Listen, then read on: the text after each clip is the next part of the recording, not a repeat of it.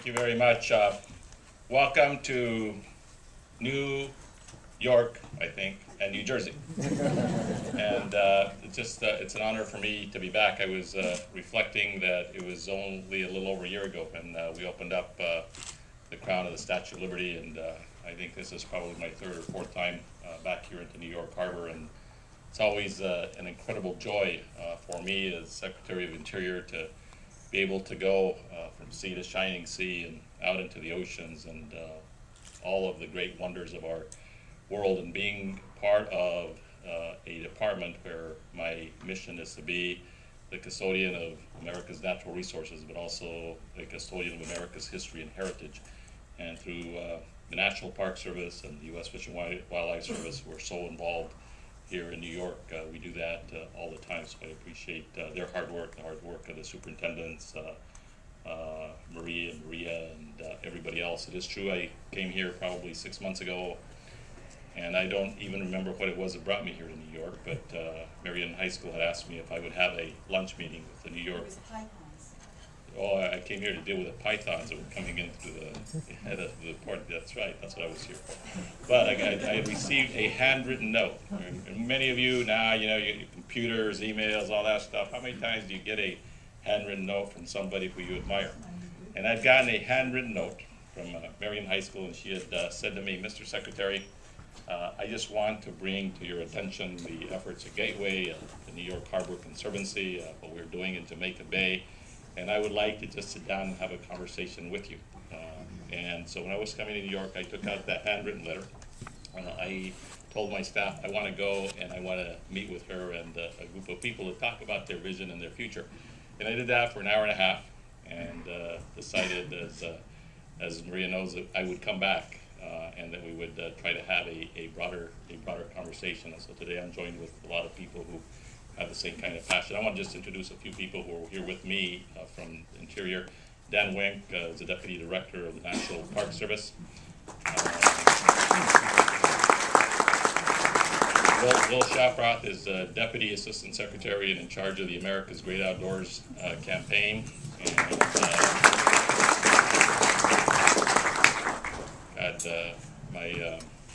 And I better just stop there because otherwise I'm going to forget lots of people, and I think we're here to listen. But let me just say, I am here because I believe that America is at a time when we can embark and embrace a new agenda for conservation for America.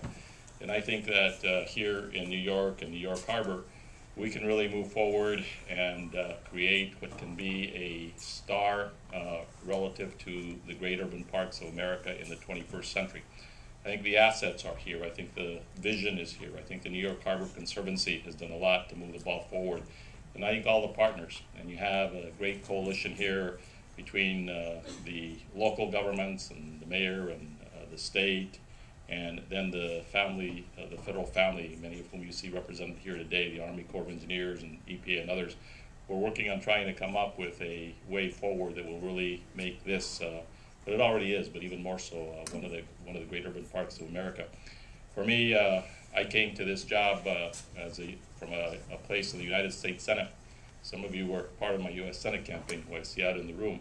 When I left the U.S. Senate and Barack Obama asked me if I would become Secretary of Interior, I thought about it and decided that I wanted to do it. I wanted to do it because largely the conservation agenda, which I want to work on, which we have been working on. Some of you have now, I'm sure, in fact, probably all of you have been watching what has been happening in the Gulf of Mexico with the oil spill, which we are containing and which I'm confident that we'll deal with effectively. But I think that spill, as well as the need for conservation in America, has never been greater. It was on April 16th when the President came over to the Department of Interior, and we assembled many of the people, some of you who are here, and all of the federal family and conservationists from across America. And the basic question the President asked is, now in the 21st century, how should we move forward with a conservation agenda for America? And he said in his speech and instructed his cabinet to go out into the United States and to listen to the people of the country about how we ought to move forward with the conservation agenda for our time. In my view, as we move forward with that conservation agenda for our time, the importance of great urban parks will be a key feature of that, because that's where our people live here in America today. And there is probably no greater population and no greater opportunity than what you all have here in New York. So we, as a Department of Interior and on behalf of President Obama, look forward to working with you in the days and months and years ahead to realizing the vision which many of you have already laid out. Now let me be specific and ask just a couple questions which I was asking Dan Wendt as we were coming down from Washington, D.C. There are other places all around this country which I think are also candidates to be, if you will, the next generation of great urban parks.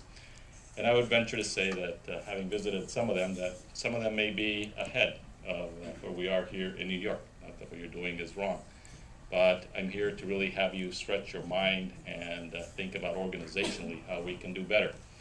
I was in Los Angeles with Lisa Jackson, the director of EPA, and with Nancy Sutley, the head of CQ, and others, and we visited the Santa Monica Mountains. And the Santa Monica Mountains recreation area is an area that was created just about the same time, under the same statute that the Gateway recreational area was created. And you look at the Santa Monica Mountains recreation area, and essentially it is this great linkage of parks and parkways and recreational areas and rivers and streams that are under the jurisdiction of cities or towns, of the city of Los Angeles, of the counties, of the state, of the United States as well. And yet they have put together an effort there which is seamless, and where they have not only their program to take care of the many programs that they have there, but also a complete and comprehensive vision for the future of the Santa Monica Mountains. And when you talk to the friends groups of the Santa Monica Mountains, what they talk about is how excited they are about the future. How it is that they believe that they, being in the midst of the 12 million people who live right there in the Los Angeles area, are going to see the greatness of the Santa Monica Mountains continue to grow in terms of how it's connected up to its people. Another example, not to compare New York to California too often, but the Golden Gate recreational area.